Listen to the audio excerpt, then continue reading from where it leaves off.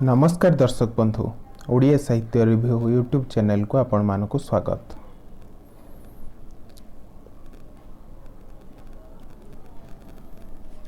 आज आमे किछि विस्तृत भाव में आलोचना करिबा। जो साहित्य विषय से साहित्यर नाम हेउछि रोमांटिक बाद बा रोमांटिसिज्म।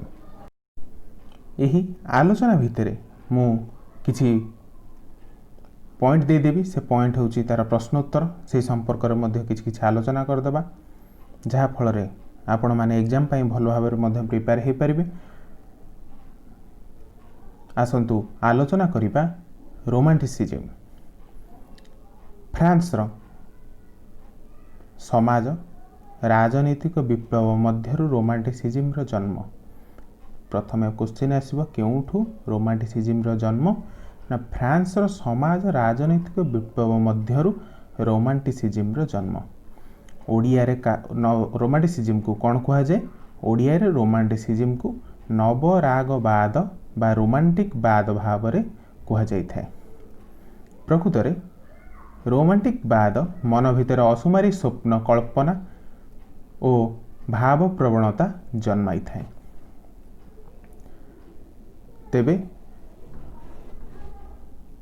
रोमांटिसिज्म रो जदि संज्ञा किसी क्वेश्चन आसे तेबे खाता पेन धरथानु। मु जहाँ जहाँ कहूँ सेटा को जदि नोट कर चलिए तेबे रोमांटिसिज्म पूरा सहज पाठ, पूरा सहज।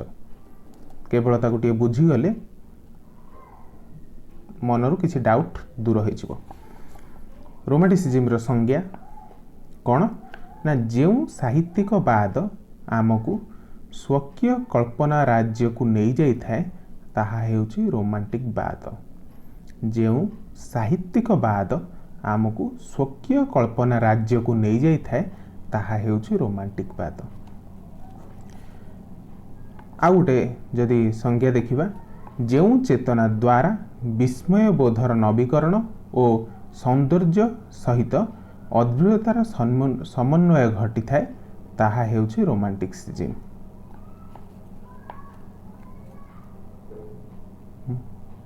पूरा ए पॉइंट गुड़ाक टिके लिखि रखि दरकार, कहीं ना परीक्षा रे प्रश्न पड़ जाए पारे रोमांटिसिज्म रो संज्ञा यह किए कहिथिले बा गोटे संज्ञा पड़ जिवो यह कहार संज्ञा। तेबे ए सब रोमांटिक बादर संज्ञा। जदि किछि समालोचक लेखक मानकर मत को आमे जदि नबा तेबे सीएम बौरोरा को मतरे असीम प्रति उत्तरिक्त आकांक्षा हेउछि रोमांटिक चेतनार परिचय। आमे प्रथमे गोटे संज्ञा देखिले सीएम बौरोरा को मतरे। बोडलेयर को मतरे सौंदर्यर सबुठारु नूतनतम प्रकाशन दक्षता मो पाई रोमांटिसिज्म, जहा आध्यात्मिकता वर्णनमयता और असीम प्रति गतिशील। ई.बी. वर्गम मतरे romanticism is entering into a horizontal occupation which has claimed many victims। ये रहा ई.बी. वर्जम को मत। आउ जड़े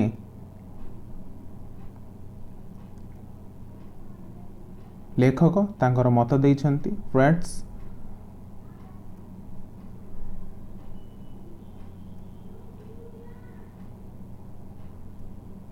रोमांटिक बाद हेउछि चेतनार विस्मय बोधर नवीकरण।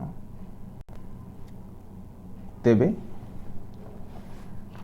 एक स्थान रे कहा जाइछि रोमांटिसिज्म इज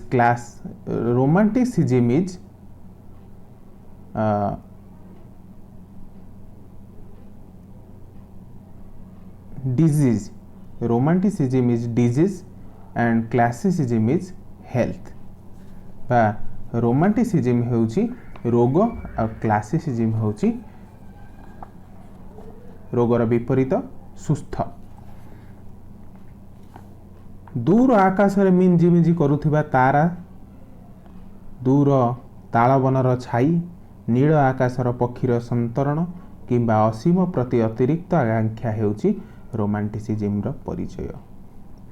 ତେବେ ରୋମାଣ୍ଟିସିଜିମ୍ର ପୃଷ୍ଠଭୂମି ଯଦି ଆମେ ଦେଖିବା, ତେବେ ଅଷ୍ଟାଦଶ ଶତାବ୍ଦୀର ମଧ୍ୟଭାଗରେ ଇଂଲଣ୍ଡର କ୍ଲାସିକ୍ ସାହିତ୍ୟ ବିରୁଦ୍ଧରେ ଅନାସ୍ଥା ପ୍ରକାଶ ପାଇଥିଲା। ପୂର୍ବରୁ କ୍ଲାସିକ୍ ସାହିତ୍ୟମାନେ ନୀତିନିୟମ, ଶୃଙ୍ଖଳା, ସଂଯମ ଓ ପରମ୍ପରା ରୂପରେ ଅଧିକ ଗୁରୁତ୍ୱ ଦେଉଥିଲେ। ତାହାକୁ ବିରୋଧ କରି 1798ରେ ପ୍ରକାଶ ପାଇଲା ସିରିକାଲ୍ ବୋଲାର୍ଡସ୍। ଏହାର କବି ଥିଲେ ୱାର୍ଡସୱର୍ଥ ଆଣ୍ଡ କଲରିଜ୍, ଯେଉଁଥିରେ ଉଚ୍ଚସ୍ତରର ଭାବପ୍ରବଣତା, କଳ୍ପନା ଓ ପ୍ରେମ ସ୍ଥାନ ପାଇଥିଲା। ମୋଟ ଉପରେ ଏହି ରୋମାଣ୍ଟିକ୍ ବାଦ ଗୋଟିଏ ଆନ୍ଦୋଳନ ଆବେଗକୁ ପ୍ରଶୟ ଦେଇଥିଲା, ଯାହା ପରବର୍ତ୍ତୀ ସମୟରେ କେରି, ବାଇରନ୍, କିଟ୍ସ ଏହିସବୁ ଲେଖକ ପ୍ରବନ୍ଧୀଙ୍କ ଦ୍ୱାରା ସୁଦୂର ପ୍ରସାରୀ ହୋଇପାରିଥିଲା। ଯଦି ଆମେ ଦେଖିବା ରୋମାଣ୍ଟିକ୍ ବାଦର କେତୋଟି ପ୍ରମୁଖ ବିନ୍ଦୁ ସମ୍ପର୍କରେ, ଏଥିରେ ସୌନ୍ଦର୍ଯ୍ୟ ସହିତ ଅଦ୍ଭୁତତାର ସମନ୍ୱୟ ଘଟିଛି, ଆବେଗ ସହିତ ବିଷୟ ଦୂରତା ଦ୍ୱିତୀୟରେ ରହିଲା, ତୃତୀୟରେ ନିରୁଦ୍ଦେଶ୍ୟ ଅଭିପ୍ସା ରହିଛି, ଚତୁର୍ଥରେ ନୂତନ ବିସ୍ମୟବୋଧ, ପଞ୍ଚମରେ ପ୍ରକୃତି ପ୍ରୀତିର ନବୀକରଣ ରହିଛି। ଏହି ରୋମାଣ୍ଟିକ୍ ସାହିତ୍ୟର ଯେଉଁ ମୁଖ୍ୟ ବିଭବ ଗୁଡ଼ିକ ରହିଲା ବା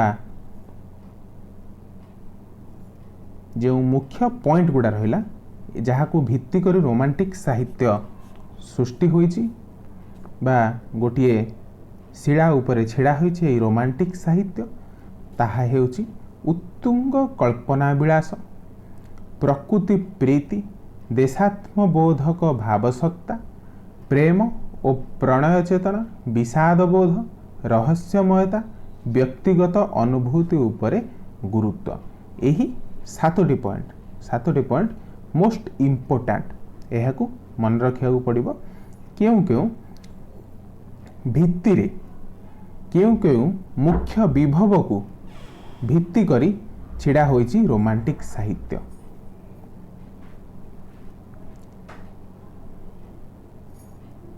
ପ୍ରଥମେ ଯଦି ଆମେ ଆଲୋଚନା କରିବା ରୋମାଣ୍ଟିକ୍ ସାହିତ୍ୟର ଉତ୍ତୁଙ୍ଗ କଳ୍ପନା ବିଳାସ ସମ୍ପର୍କରେ, ତେବେ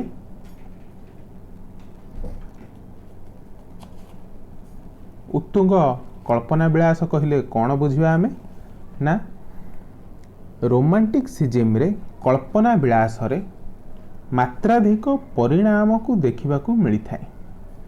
କବି କୌଣସି ବିଷୟକୁ ନେଇ ଅତ୍ୟଧିକ ଭାବ ପ୍ରଣୟ ହୋଇ ପ୍ରଳାପ କରେ, କୌଣସି ବିଷୟକୁ କଳ୍ପନା ରୂପକ ଜାଲରେ ଛନ୍ଦି ପକାଇଥାଏ।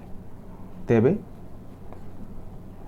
ରାଧାନାଥ ରାୟ ଚିଲିକା କବିତାରେ କହିଛନ୍ତି, ଉତ୍କଳ କମଳା ବିଳାସ ଦୀର୍ଘିକା ମରାଳ ମାଳିନୀ ନୀଳାମ୍ବୁ ଚିଲିକା। ଏଠାରେ ତାଙ୍କ ଭାବସତ୍ତାରେ ଉତ୍ତୁଙ୍ଗ କଳ୍ପନା ବିଳାସର ଜନ୍ମ ହୋଇଛି ବା ଭାବସତ୍ତାରେ ଉତ୍ତୁଙ୍ଗ କଳ୍ପନା ବିଳାସ ପ୍ରକାଶ ପାଇଛି। କୁନ୍ତଳା କୁମାରୀ ସାବତ ଶେଫାଳୀ ପ୍ରତିରେ ମଧ୍ୟ କହିଛନ୍ତି, ଅଛି ରମ୍ୟ ଉପବନ ଯହିଁ ଫୁଟି ଚିରଦିନ, ଅବନ୍ତ ଅମୃତ ପ୍ରେମ ବା ଅନନ୍ତ ଅମୃତ ପ୍ରେମ, ସୁଧାମୟ ସୁବାସେ, ବୋହିବି ମୁଁ ପ୍ରାଣ ପ୍ରିୟ ଦେବତାଙ୍କୁ ଉଲ୍ଲାସେ। ସେହିଭଳି ମାୟାଧର ମାନସିଂ ମହାନଦୀରେ ଜ୍ୟୋତ୍ସ୍ନା ବିହାର କବିତାରେ ମଧ୍ୟ ଯେଉଁ ଉତ୍ତୁଙ୍ଗ କଳ୍ପନା ବିଳାସର ଜାଗ୍ରତ କରିଛନ୍ତି ତାଙ୍କର ମନ ଭିତରେ, ତାଙ୍କ କବିତାରେ, ତାହା ହେଉଛି बा सेही पदटी हेउछि सेदिन ए शिला परे अगो हे आसी लक्ष रक्त पाद छपी करी मत्त कासी। यहाँ पर द्वितीय पॉइंट हेउछि प्रकृति प्रीति। प्रकृति प्रीति रे जदि आमे आलोचना करिबा तेबे प्रकृति प्रीति काहा कुहा जाय ना रोमांटिसिज्म राधानाथंक काव्य चेतना एहार प्रकृति प्रीति एक ज्वलंत उदाहरण। राधानाथंकर चिलिका काव्यर प्रकृति वर्णना जो एक साहित्यिक धारार उदाहरण पलटिछंती। प्रकृतिर वास्तविक रूपचर्या रोमांटिसिज्म वर्णना करिथाए। प्रकृति प्रीतिर जदि आमे आलोचना करिबा तेबे किछि पॉइंट बा किछि कोटेशन जदि आमे देखिबा तेबे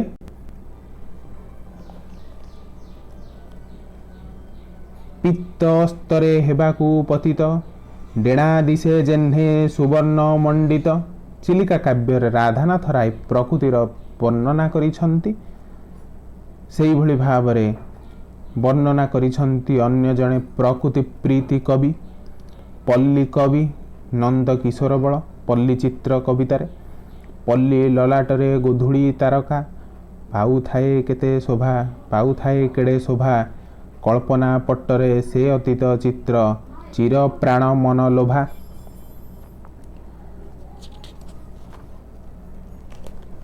यहाँ परे आसुची देशात्मबोध। देशात्मबोध काहाकू कहा जाए ना पूर्व क्लासिसिज्म रे देशात्मबोध कहिले देशर सुरक्षा राजा राजुड़ा मानकर शासन सामरिक शासन संबंधी तथ्य को बुझाउथिला।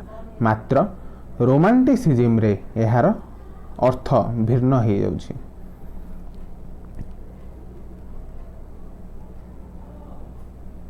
एठारे देखा जाइथाय जातीयता व्यक्तिगत समाज प्रेम अस्पृश्यता विरुद्ध रे विद्रोह इत्यादि हेउछि देश प्रेम बा देशात्मबोध जो रोमांटिक चेतना।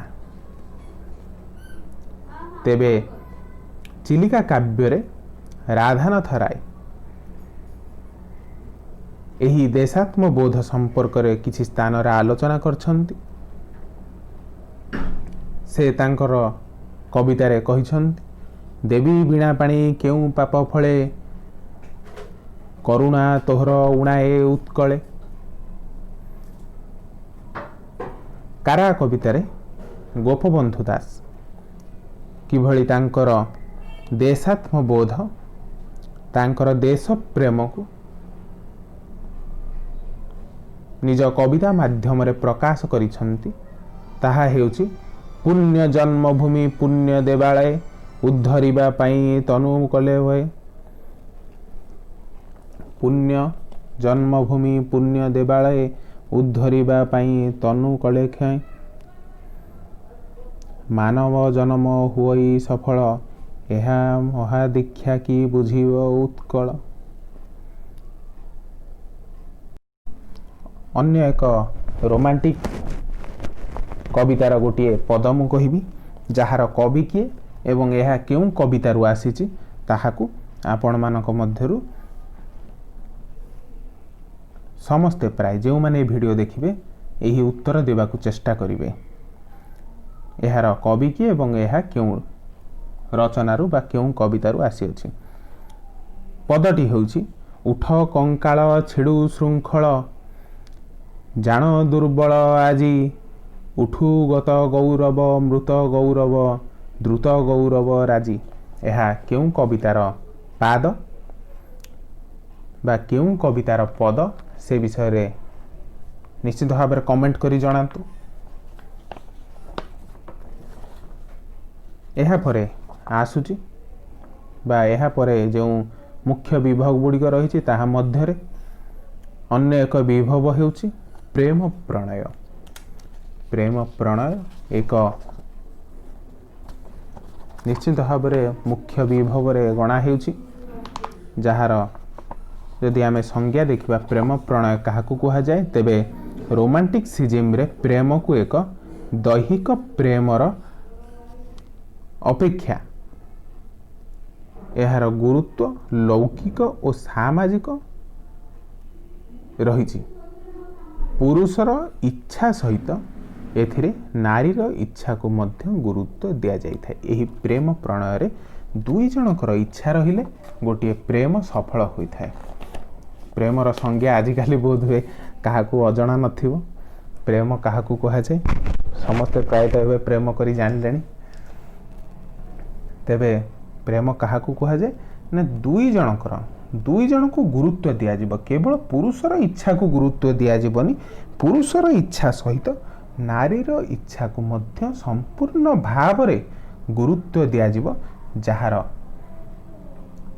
पाई गोटे प्रेम सफल हो पारिबो। तेबे प्रेम प्रणय रे जो रही सेथिरे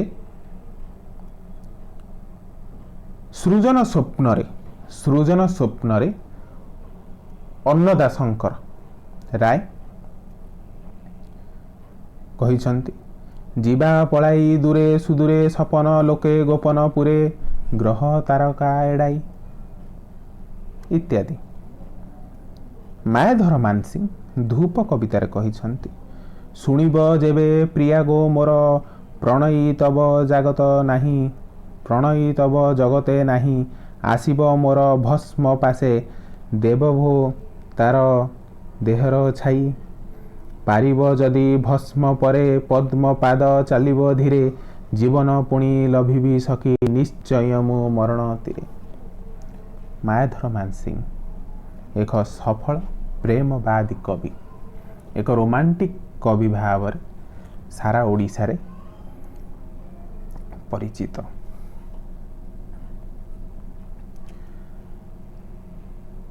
ओडिया साहित्यर बा आधुनिक ओडिया साहित्यर मुख्य पुरोधा कहले अत्युक्ति हेब नहीं। सेनापति ओडिशार सेनापति, ओडिया भाषार रक्षक, ओडिया भाषा को विश्व दरबार रे पहुंचाई परिथिबा से मुख्य पुरोधा फकीर मोहन सेनापतिंकर जो गोटे कविता रही से मध्य तांको कवितार प्रेम प्रणय को प्रशय देइछंती।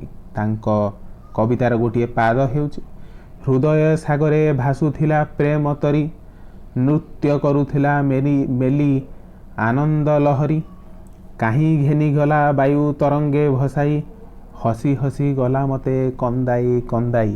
यह हेउची तांकर हसी हसी गला मते कंदाई कंदाई कवितार एक अंश।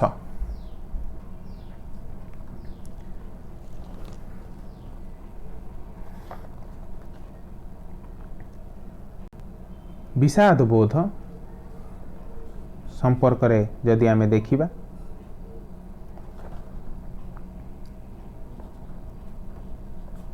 विषाद बोध काहाकू कहा जाए ना रीति जुगरे आनंद भाव एथिरे स्थान पाइबा सहित विषाद बोध मध्य एथिरे स्थान पाइथाय। विषाद माने कौन?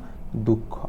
दुख मध्य जे कोनोसी कविता रे जे कोनोसी गोटिए दुख भरा कविता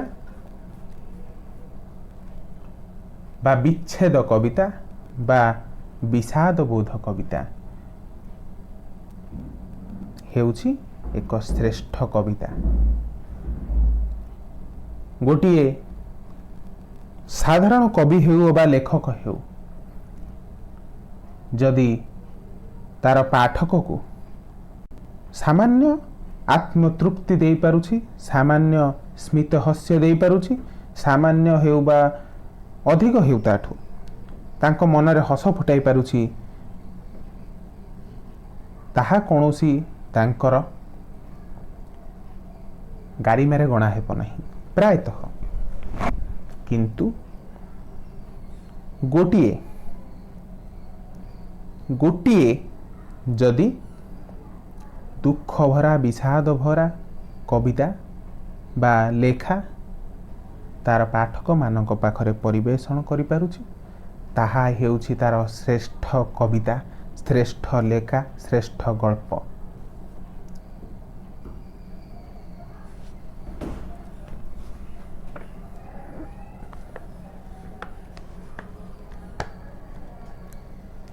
विषादवादी काव्य चेतना कविर असफल जीवनादर्श को दर्शा जाए। अनेक समय तार अपूर्ण अभिलाष विषाद रूप से कवितार सन्निवेष्टित होता है। कवि भाषा किए कवि ना राधानाथ राय। राधानाथ राय चिलिका कवितार कहते चिर हाहामय ए छार जीवन जीवन नुहई जीवंत मरण चिर दुख चिर दिन दुख प्रहार जर्जर पट शिष्य मुहि दुख गुरुंकर। से तांकर दुख भाव से तांकर विषाद भाव यही चिलिका कविता माध्यम प्रदर्शित करिसंती। फकीरमोहन सेनापति मध्य विषादवादी कविता रचना करिबारे एक सिद्धहस्त थिले। जो हसी हसी गला मध्य कंदाई कंदाई कविता यह प्रेम चेतनार कविता होइथिले मध्य यह हेउछि तांकर विषादबोध कवितार मध्य गणित हेब। कारण से जो हसी हसी गला मते कंदाई कंदाई कविता लिखिछंती तांकर प्राण प्रिया पत्नी को उद्देश्य रे ताहा लिखि रचना करिछंती। फकीरमोहन सेनापति एक कवितार पद हेउछि जहाकू करिथिली जीवन आस छाड़ी जीवारू मते करी निराश एते दिन रे मोर जन्मिला ज्ञान जगत नुहे पूर्ण सुखर स्थान।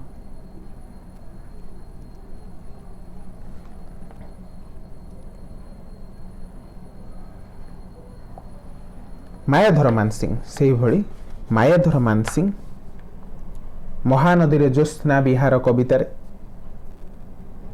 गोटे पद कहिसंती। तांको अनुसार बा तांकर पदरे से रचना करिसंती फेरिबा कहुच बंधु पुणी अंधकारे फेरिबा कहुच बंधु पुणी अंधकारे फेरिबाकू हेब सते हाई ए जीवन अवसर नाही बेले क्षणे बुलिबारे जीवन हाहाकार प्राणर दहन इत्यादि भाव से आलोचना करिसंती तांकर विषादवादी दृष्टिभंगी संपर्क रे। परवर्ती जो रहस्य बोध बा रहस्य चेतना जो रही मुख्य विभाग ताहा संपर्क रे आलोचना करिबा। रहस्य बोध काहाकू कहा जाए ना रोमांटिसिज्म रे रहस्य को नहीं आधारित होइथे बा रोमांटिसिज्म गोटे रहस्य को नहीं आधारित होइथे।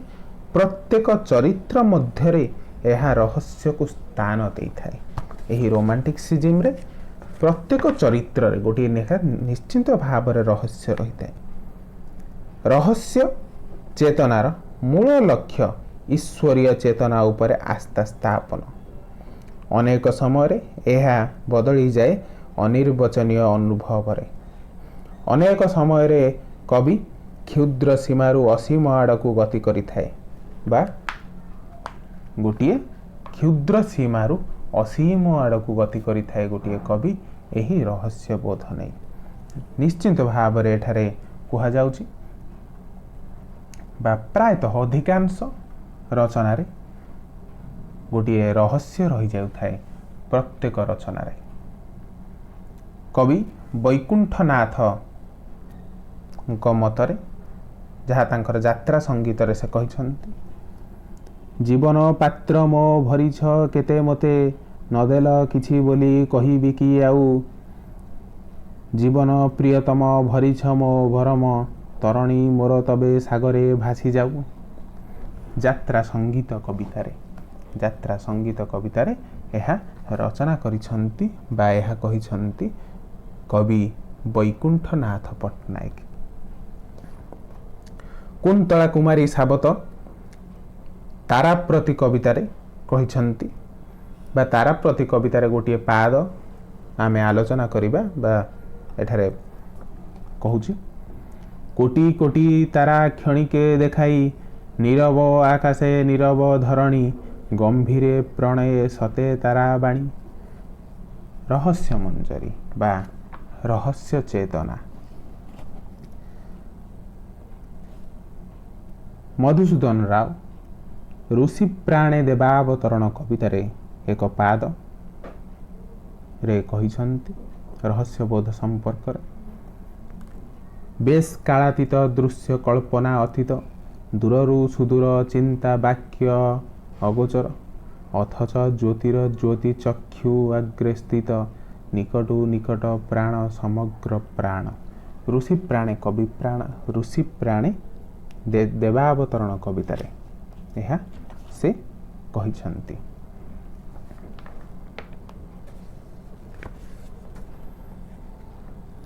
व्यक्तिक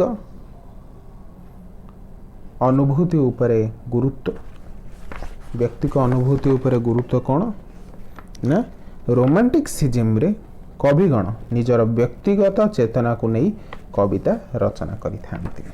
तेबे से व्यक्तिगत चेतना कौन ना रोमांटिक कवि माने अनेक समय रे व्यक्तिगत अनुभूति को निज कवितार रूपायित करिथांती। सही अनुभूति केतेबेले आवेग सहित जड़ित पुणी केतेबेले विषादरु सृष्ट एथिरे व्यक्तिगत प्रेम प्रणय आवेग जंत्रणा सबकिछि एथिरे रूपायित करिथांती एही कवि माने एही रोमांटिक कवि माने। धूप कवितारे मायाधर मानसिंह कहिसंती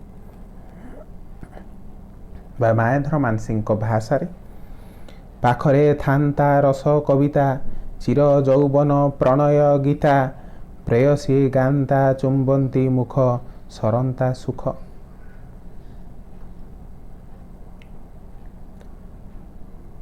धूप कविता मायाधर मानसिंह जो व्यक्तिक अनुभूति उपरे से गुरुत्व देइछंती।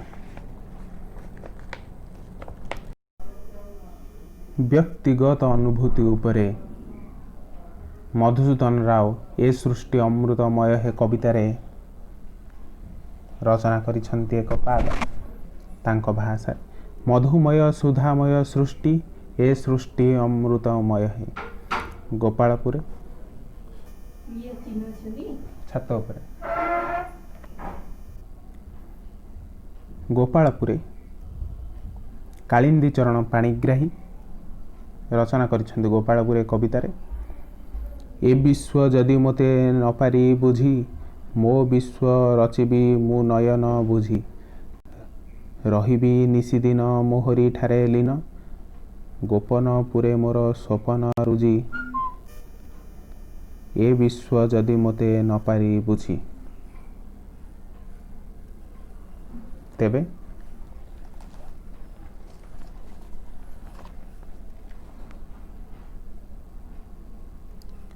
रोमांटिक साहित्यर स्वरूप संपर्क रे जदि आमे आलोचना करिबा एथिरे मुख्यतः 5टी स्वरूपर दृष्टिगोचर होइथे। प्रथमे प्रकृति कूल को प्रत्यावर्तन, द्वितीय रे कल्पना शक्ति रे गुरुत्व, तृतीय रे आवेग उपरे गुरुत्व, चतुर्थ रे व्यक्तिगत अनुभूति उपरे आस्था प्रकट, पंचम रे प्रतीक धर्मी चित्रकल्प उपरे आस्था प्रकट इत्यादि संपर्क रे आलोचना करा जाइछि एही रोमांटिक बाद बा रोमांटिक साहित्य ओरे। तेबे ओडिया साहित्य रे रोमांटिक चेतनार परिप्रवेश घटिथिला कवितावली ग्रंथ माध्यम रे जहा थिला एक यौथ कविता संकलन जहार कवि थिले राधानाथ राय और मधुसूदन राव। रोमांटिक साहित्य उभय आंगिक और आत्मिक क्षेत्र में परिवर्तन स्वर देखा मिलता। आंगिक दृष्टिकोण विभिन्न क्षुद्र कविता, संबोधन गीतिका, शोक गीतिका, सनेट प्रभृति रचना करा जायथिला। एही समय रे बा एही कवितारे अमित्राक्षर छंदर आलोचना होइथिला बा रचना होइथिला। तेबे एथिरु किछि निश्चित भाव में मुझे जो पॉइंट गुड़ा कहली से पॉइंट गुड़ा मन रखा पड़ो। एग्जाम रे क्वेश्चन निश्चित भाव में आसो ये रोमांटिक बाद, क्लासिक बाद एवं वास्तव बाद जो रहिला बा रोमांटिसिज्म, क्लासिसिज्म एवं रियलिज्म रो